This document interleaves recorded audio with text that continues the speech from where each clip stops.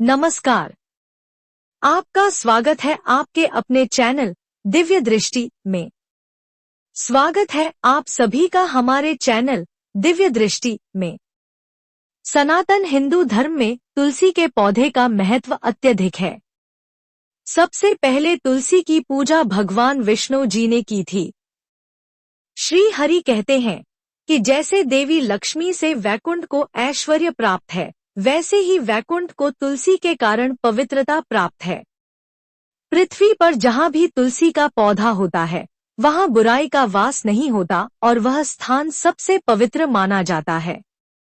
इसी कारण हमें अपने घर में तुलसी का पौधा अवश्य लगाना चाहिए।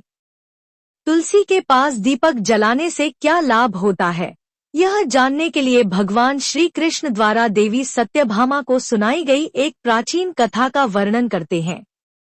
एक दिन देवी सत्यभामा भगवान श्री कृष्ण के पास आकर पूछने लगी, स्वामी, आपने मुझे तुलसी के पौधे को जल देने का महत्व तो बताया है, लेकिन तुलसी के पास दीपक जलाने का क्या महत्व है?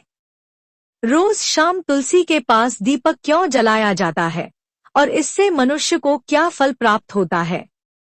दीपक जलाने की विधि और उसके समय उच्चारित मंत्र क्या हैं? कृपया मुझे विस्तार से बताइए। भगवान श्री कृष्ण ने कहा, हे देवी, तुमने समस्त संसार के कल्याण के लिए अत्यंत उत्तम प्रश्न किया है।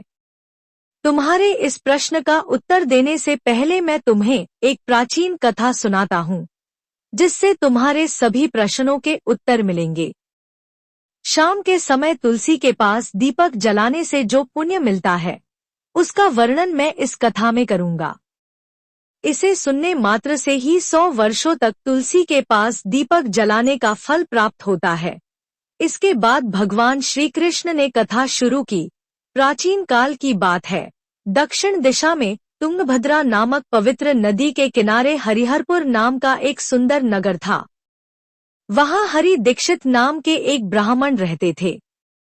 वे धर्मपरायण, चरित्रवान और वेद शास्त्रों के ज्ञाता थे।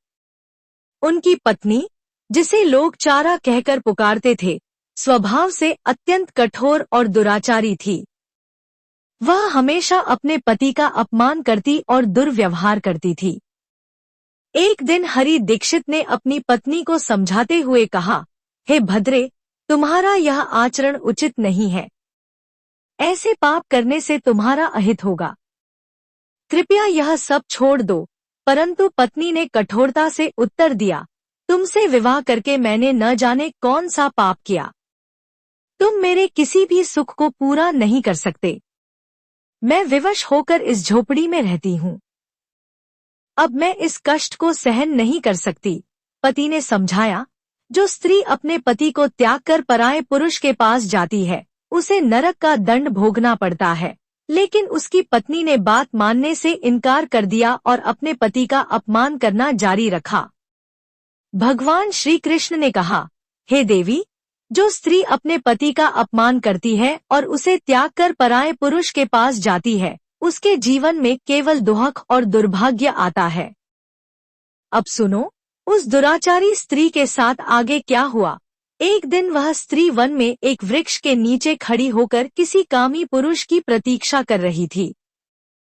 परंतु काफी समय बीतने के बाद भी कोई नहीं आया।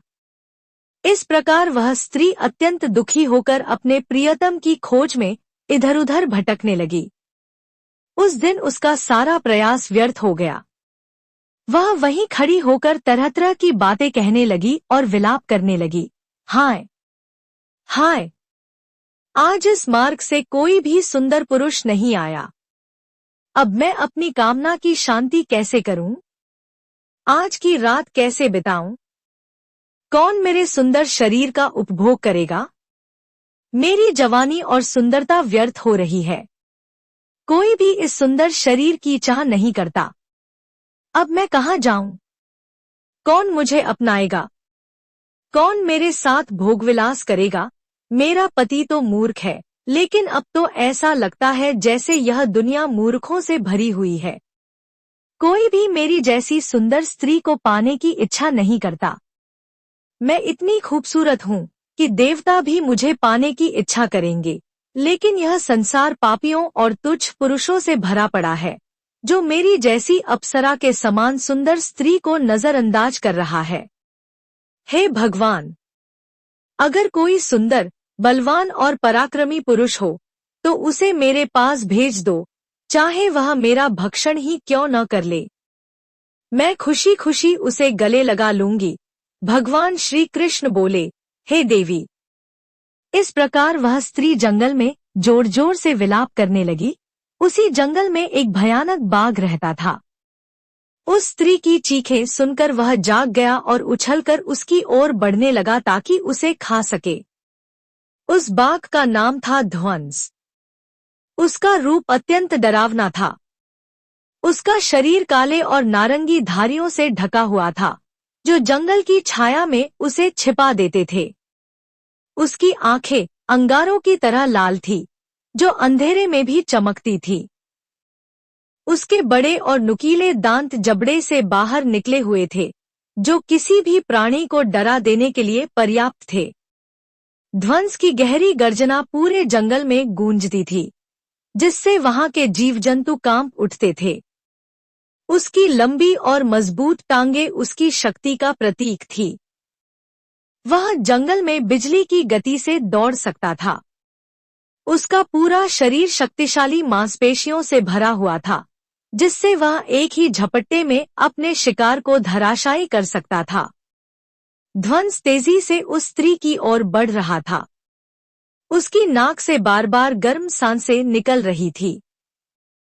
वह हर पल अपने अगले शिकार की तलाश में था। ध्वंस का एकमात्र लक्ष्य पापी और दुराचारी लोगों का भक्षण करना था। जब उस भयानक बाघ को अपने सामने खड़ा देखा तो स्त्री के पसीने छूटने लगे। वह भय से थरथर कांपने लगी। वह कुछ करती उससे पहले ही बाघ ने अपने पंजे से उसे घायल कर दिया और वह जमीन पर गिर पड़ी। जमीन पर गिरते ही स्त्री चिल्लाई, अरे बाघ, तू यहाँ क्यों आया है? मुझे क्यों मार रहा है? मैं यहाँ अपने प्रियतम को खोज रही थी। मुझे छोड़ दे। मेरा भक्षण करके तुझे क्या मिलेगा? स्त्री की यह बात सुनकर वह भयानक बाघ क्षण भर के लिए रुक गया और हंसते हुए बोला, हे दुष्टा, आज विधाता ने तुझे मेरा ग्रास नियुक्त किया है। तुझ जैसी पापिनी स्त्रियों का भक्षण करना ही मेरा काम है। तभी मुझे इस शरीर से मुक्ति मिलेगी। वह स्त्री कहने लगी, हे बाघ, तुम कौन हो? मुझे सच सच बताओ। तुम्हें किस कारण बाघ होना पड़ा और तुम मुझ जैसी स्त्रियों का भक्षण क्यों करते हो? पहले मुझे सारी बात बताओ, फिर मेरा भक्षण करो। तब ध्वंस नामक बाघ कहने लगा, हे पापिनी, मैं तुम्हें मेरे पूर्व जन्म का वृत्तांत सुनाता हूँ, जिससे जान सको कि मुझे बाघ क्यों बनना पड़ा। पूर्वकाल में दक्षिण देश में अमलापाहन नामक एक पवित्र नदी बहती थी। उसी नदी के तट पर मोरनीपुर नामक एक नगरी थी। यह नगरी अपने सुंदर मंदिरों, शांत वातावरण और धार्मिक अनुष्ठानों के लिए प्रसिद्ध थी। वहां एक ब्राह्मण का परिवार निवास करता था। मैं उसी परिवार में जन्मा। मेरा नाम वेदानंद था। मेरे पिता आदर्श ब्राह्मण थे, जो यज्ञ, हवन और धार्मिक अनुष्ठानों का पालन करते थे। मैंने अपनी किशोरावस्था में वेदों का अध्ययन किया और यज्ञ आदि धार्मिक कार्यों में निपुण हो गया। लेकिन जैसे जैसे मैं बड़ा हुआ, मेरे मन में धन का लोभ बढ़ने लगा। मैंने कई यज्ञों का आयोजन किया, लेकिन वे धार्मिक उद्देश्य से नहीं, बल्कि धन संग्रह के लिए थे। मैं अधर्मी लोगों के घरों में भी यज्ञ करता और उनका अन्न खाता। धन के लोभ में मैंने उनके अनैतिक कार्यों का समर्थन किया। मैंने उन वस्तुओं का दान भी स्वीकार किया, जिन्हें ब्राह्मण को नहीं लेना चाहिए। मेरा मन इतना लोभी हो गया कि मैं दूसरों से धन उधार लेता और कभी लौटाता नहीं। मैंने अनेक प्रकार के छलकपट किए। इस प्रकार पाप करते हुए कई वर्ष बीत गए। समय के साथ मेरा शरीर कमजोर हो गया, बाल सफेद हो गए, आंखें धुंधली पड़ गईं और मेरे दांत गिर गए। ध्वंस ने अपनी कहानी को आगे बढ़ाते हुए कहा, परंतु धन का लोभ मेरे मन से कभी नहीं गया। मैं बार बार पाप करता रहा। एक दिन धन की लालसा में मैं फिर से नदी के किनारे गया। वहां मैंने अन्य धूर्त ब्राह्मणों के साथ मिलकर लोगों को ठगने की योजना बनाई। हमने झूठे मंत्रों का उच्चारण किया और बिना विधि विधान के देवी देवताओं का पूजन किया। हमारा उद्देश्य केवल अधिक से अधिक धन दान में प्राप्त करना था। उस दिन हमने धर्म के नाम पर कई लोगों को धोखा दिया और काफी धन एकत्र किया। लेकिन उसी समय मेरे साथ एक भयानक घटना घटी। जब मैं नदी के तट पर बैठा हुआ था, तभी एक बीमार और भटकता हुआ कुत्ता मेरे पास आया। मैंने उसे दुत्कार कर भगा दिया। कुत्ता क्रोध में आकर मेरे पैर में काट बैठा। उस कुत्ते के काटने से मैं वहीं मूर्छित होकर गिर पड़ा। उसी क्षण मेरे प्राण निकल गए। मेरी मृत्यु के बाद यम के 2 भयंकर दूत प्रकट हुए। वे काले और डरावने दिख रहे थे। उनके हाथों में जंजीरें थी। उन्होंने मुझे जकड़ लिया और घसीटते हुए यमपुरी ले गए। यमपुरी में मुझे यमराज के सामने खड़ा किया गया। यमराज अपने दिव्य सिंहासन पर विराजमान थे। उन्होंने गंभीर स्वर में चित्रगुप्त को आदेश दिया, इस ब्राह्मण के कर्मों का लेखा जोखा प्रस्तुत करो। चित्रगुप्त ने अपने पन्नों को पलटा और कहा, हे धर्मराज, यह ब्राह्मण, जिसका नाम वेदानंद था, अपने जीवन में घोर पापों का भागी बना। इसने धर्म के नाम पर लोगों को ठगा, झूठे मंत्रों का उच्चारण किया और भगवान का अपमान किया। यह धन के लालच में धर्म से दूर हो गया। इसने कभी भी धर्म का पालन नहीं किया। इसके कर्म इसे नरक की भयंकर यातनाओं का अधिकारी बनाते हैं। यमराज ने आदेश दिया, इसे नरक की अग्नि में डाल दो। इसे अपने कर्मों का फल भोगना होगा। इसके बाद मुझे नरक की जलती हुई अग्नि में डाल दिया गया। वर्षों तक मैंने वहां की असहनीय यातनाएं सही। मेरी आत्मा ने भयंकर पीड़ा भोगी। नरक में बिताए अनगिनत वर्षों के बाद मेरे पापों के कारण मुझे बाघ का शरीर मिला और मैं इस दुर्गम वन में रहने को मजबूर हो गया। ध्वंस ने अपनी कहानी समाप्त करते हुए कहा, अपने पूर्व जन्म के पापों का प्रायश्चित करते हुए मैंने यह संकल्प लिया है कि मैं कभी भी महात्मा, साधु पुरुष या सती स्त्रियों का भक्षण नहीं करूंगा। मैं केवल उन पापियों, दुराचारियों और कुलटा स्त्रियों का भक्षण करता हूँ, जिन्होंने अपने जीवन में धर्म का मार्ग छोड़कर दूसरों को दुख दिया है। मुझे विश्वास है कि ऐसा करने से मैं अपने पापों से मुक्त हो जाऊंगा और इस शरीर से मुक्ति पा लूंगा।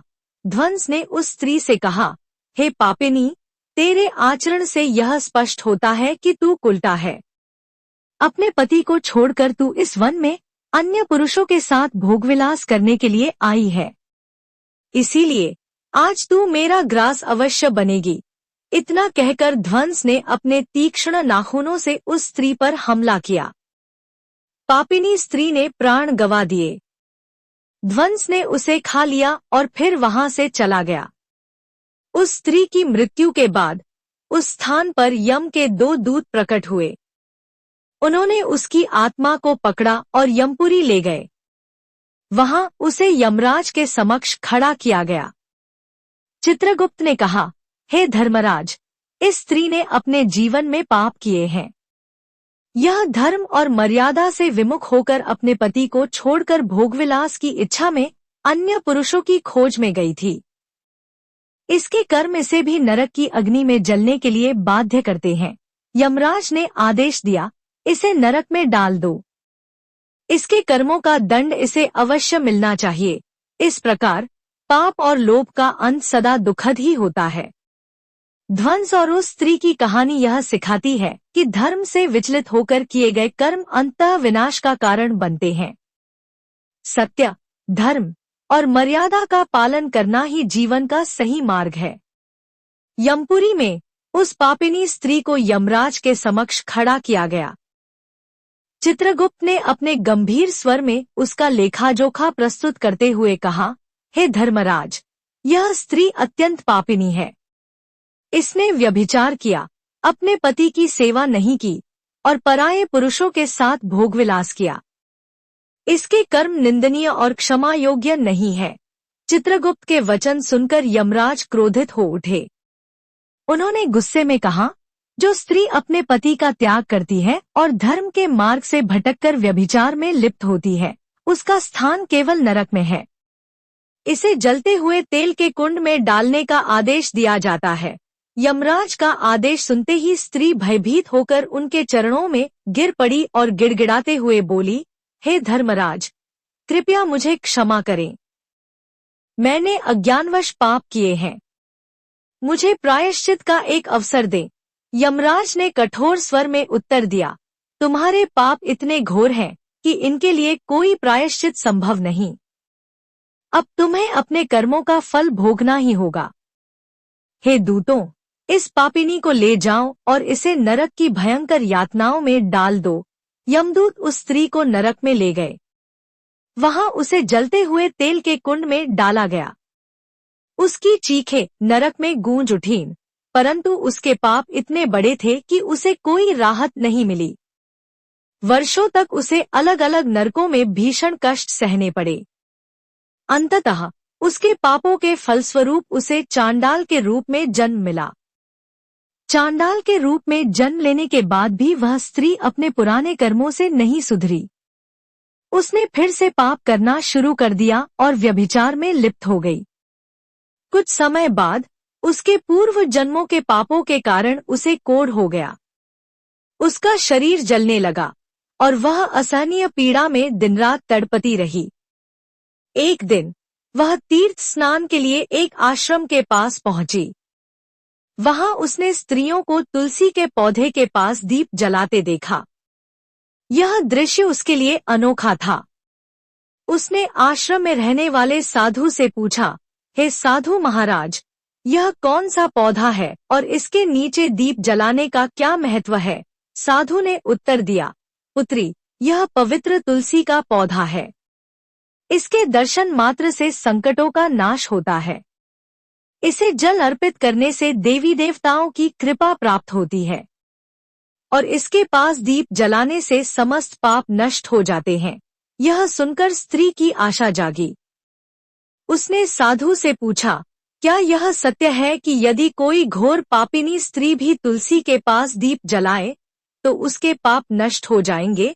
साधु ने कहा, हाँ पुत्री, यदि कोई स्त्री सच्चे हृदय से तुलसी के पास दीप जलाए तो उसके सभी पाप मिट जाते हैं। लेकिन तुम कौन हो और यह प्रश्न क्यों पूछ रही हो?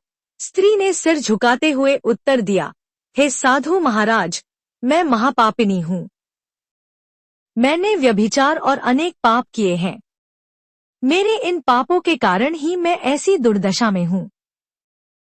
कृपया मुझे पापों से मुक्ति का मार्ग बताइए।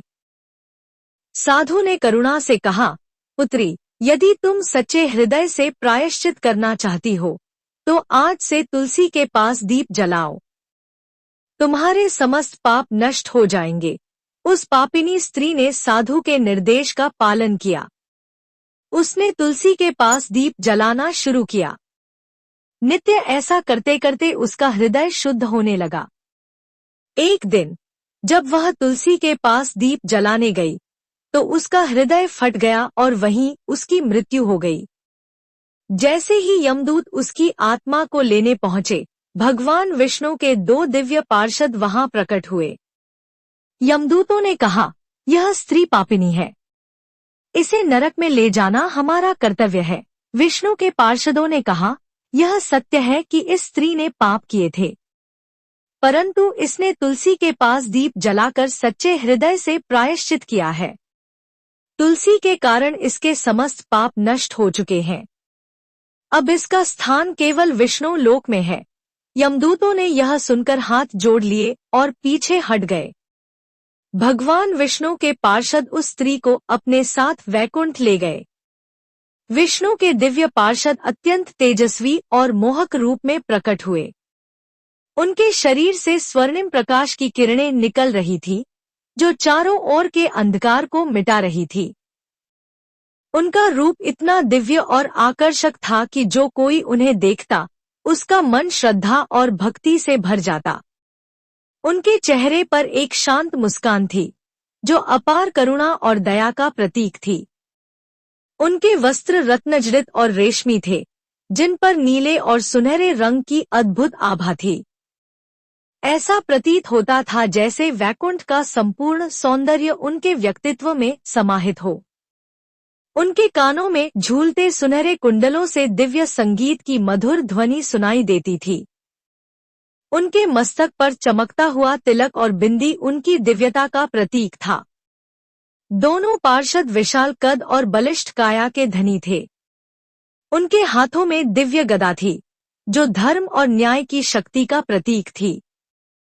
वे उस स्त्री को अपने दिव्य स्पर्श से मुक्ति का आश्वासन देने आए थे, जिससे उसके सभी पाप नष्ट हो सकें और उसे स्वर्ग लोक की यात्रा का अधिकारी बनाया जा सके। पार्षदों ने यमराज के दूतों को रोकते हुए कहा, हे यमदूतों, इस स्त्री को तुम छोड़ दो। यह अब नरक जाने के योग्य नहीं है। किसके आदेश से तुम इसे लेकर जा रहे हो? यमदूतों ने उत्तर दिया, हे पार्षदों, हम यमराज के आदेशानुसार इस पापिनी स्त्री को ले जा रहे हैं। इसके घोर पापों के कारण इसे नरक जाने का आदेश मिला है। परंतु आप हमें रोक क्यों रहे हैं? यह सुनकर भगवान विष्णु के पार्षद मुस्कुराए और बोले, हे यमदूतों, यह सत्य है कि इसने अपने जीवन में घोर पाप किए हैं, लेकिन इसका एक ऐसा पुण्य भी है जिसने इसके सभी पापों को नष्ट कर दिया है। क्या तुमने देखा नहीं कि इसने संध्या के समय तुलसी के समीप दीपक जलाया है? यमदूत चकित होकर बोले, हे पार्षदों, क्या केवल तुलसी के पास दीपक जलाने से समस्त पाप नष्ट हो सकते हैं? पार्षदों ने गंभीर दृष्टि से यमदूतों को देखते हुए कहा, हे यमदूतों, तुलसी भगवान विष्णु को अत्यंत प्रिय है। जो भक्त श्रद्धा और भक्ति से तुलसी के समीप दीपक जलाता है, वह विष्णु की कृपा का पात्र बन जाता है। संध्या के समय तुलसी के पास दीपक जलाने का पुण्य अनंत गुना बढ़ जाता है। यह न केवल उसके पापों को नष्ट करता है, बल्कि उसे स्वर्ग का अधिकारी भी बनाता है। पार्षदों ने आगे कहा, इस स्त्री ने सच्चे मन से तुलसी का पूजन किया और दीपक प्रज्वलित किया। इसी कारण इसके सभी पाप जलकर राख हो गए हैं। अब यह नरक जाने के योग्य नहीं है। इसे विष्णुलोक ले जाया जाएगा। यमदूतों ने हाथ जोड़कर कहा, हे विष्णु पार्षदों, आप सत्य कह रहे हैं। हमें इसकी भक्ति के बारे में जानकारी नहीं थी। यदि यह भगवान विष्णु की प्रिय भक्त है, तो हम इसे नरक कैसे ले जा सकते हैं? पार्षदों ने मधुर स्वर में उत्तर दिया, यही कारण है कि हम तुम्हें इसे छोड़ने के लिए कह रहे हैं। इसने तुलसी की सेवा की है और उस दीपक की रोशनी से अपने सारे पाप भस्म कर चुकी है। अब यह स्वर्ग की अधिकारी बन चुकी है। यमदूतों ने पार्षदों की बात मानते हुए उस स्त्री को छोड़ दिया और यमलोक लौट गए। उन्होंने यमराज को पूरा वृत्तांत सुनाया। इसके बाद भगवान विष्णु के पार्षद दिव्य विमान लेकर आए और उस स्त्री को स्वर्ग लोक ले गए। भगवान श्री कृष्ण ने देवी सत्यभामा से कहा, हे देवी, इस प्रकार केवल तुलसी के समीप दीपक जलाने से मनुष्य के सभी पाप नष्ट हो जाते हैं। जो प्रतिदिन संध्या के समय तुलसी के पास दीपक जलाती है, वह सौभाग्यशाली बनती है। उसके पूर्व जन्मों के समस्त पाप समाप्त हो जाते हैं और उसे सुख समृद्धि प्राप्त होती है। तुलसी के पास दीपक जलाते समय इस मंत्र का उच्चारण करना चाहिए, श्री तुलसी विष्णु प्रिया नमो नमः, सर्वपाप विनाशिनी नमो नमः। इस मंत्र से भक्ति और श्रद्धा के साथ तुलसी का पूजन करने से भगवान विष्णु की कृपा प्राप्त होती है और जीवन पवित्र हो जाता है। ओम तुलसी देवी च विद्महे विष्णु प्रिया धीमहि तन्नो वृंदा प्रचोदयात्। भगवान श्री कृष्ण ने कहा, हजारों अमृत के घरों से भगवान श्रीहरि को स्नान कराने से भी उन्हें उतनी प्रसन्नता नहीं मिलती जितनी तुलसी का एक पत्ता चढ़ाने से होती है। 10,000 गोदान के बराबर जो पुण्य मिलता है, वही पुण्य तुलसी पत्र के दान से प्राप्त होता है। उन्होंने आगे कहा, जो व्यक्ति मृत्यु के समय अपने मुख में तुलसी पत्र और गंगाजल ग्रहण करता है, वह समस्त पापों से मुक्त होकर मेरे धाम में आता है। तुलसी के समीप दीपक जलाने का महत्व इसलिए भी अधिक है क्योंकि उस प्रकाश की ऊर्जा नकारात्मक शक्तियों को नष्ट कर सकारात्मकता का संचार करती है। यह न केवल आध्यात्मिक वातावरण को शुद्ध करती है, बल्कि घर में देवताओं की कृपा को भी आकर्षित करती है। दीपक का प्रकाश अज्ञान के अंधकार को दूर करता है और ज्ञान की ज्योति प्रज्वलित करता है। तुलसी के पास दीपक जलाने से मनुष्य के भीतर शुद्धता और पवित्रता का भाव उत्पन्न होता है, जिससे उसकी भक्ति और ध्यान की शक्ति बढ़ती है। यह भी मान्यता है कि तुलसी के पास दीपक जलाने से साधक का मन शांत और स्थिर होता है, जिससे ध्यान में एकाग्रता बढ़ती है। सूर्यास्त के समय तुलसी के पास दीपक जलाना अत्यंत शुभ माना जाता है। इस समय तुलसी माता की आरती कर भगवान विष्णु का स्मरण किया जाता है। इस अनुष्ठान से विशेष पुण्य प्राप्त होता है। प्रत्येक संध्या तुलसी के पास दीपक जलाते समय नमो भगवते वासुदेवाय मंत्र का जाप करना चाहिए। यह मंत्र घर की नकारात्मकता को दूर करता है और भगवान विष्णु की कृपा प्राप्त करता है। तुलसी के पास घी या तिल के तेल का दीपक जलाना शुभ माना जाता है। घी का दीपक अधिक पवित्र होता है, परंतु यदि संभव न हो तो तिल के तेल का दीपक भी जलाया जा सकता है। जो भक्त प्रतिदिन तुलसी के पास दीपक जलाता है, उसे 7 जन्मों तक पुण्य प्राप्त होता है। उसके घर में दरिद्रता का वास नहीं होता और परिवार में हमेशा सुख शांति बनी रहती है। पितृदोष, ग्रह दोष और काल सर्प दोष जैसी बाधाएं दूर होती हैं। नकारात्मक ऊर्जा का नाश होता है और सकारात्मक ऊर्जा का संचार होता है। आत्मा की शुद्धि होती है और यह जन्म जन्मांतर के पापों को नष्ट करता है। जीवन के अंतिम समय में तुलसी के पास दीपक जलाने और भगवान का स्मरण करने से यमदूतों का भय नहीं रहता और व्यक्ति सीधे भगवान के धाम में जाता है।